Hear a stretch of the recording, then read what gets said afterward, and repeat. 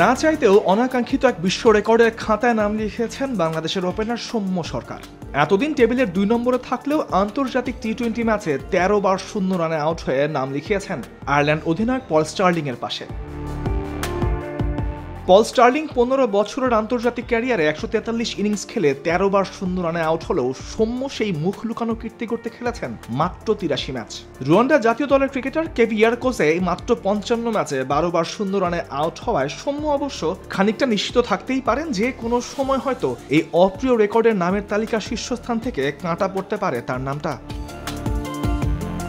ডালাসে শ্রীলঙ্কার বিপক্ষে Dhananjay D silver ইনিংসের মাত্র 3য় বলে মিড অনে ক্যাচ উঠিয়ে সাজঘরে ফেরেন সৌম্য। রাজ্যের হতাশা তখন ভর করে তার চোখে মুখে।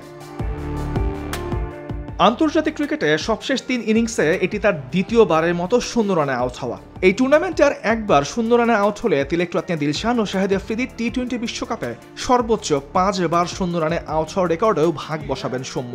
টি-20 বিশ্বকাপে সৌম্য 4 বার আউট হয়েছেন 0 রানে, অর্থাৎ আর 2 বার এভাবে আউট হলে এই আসরে রেকর্ডটি এককভাবে হয়ে যাবে সৌম্যর নামের পাশে।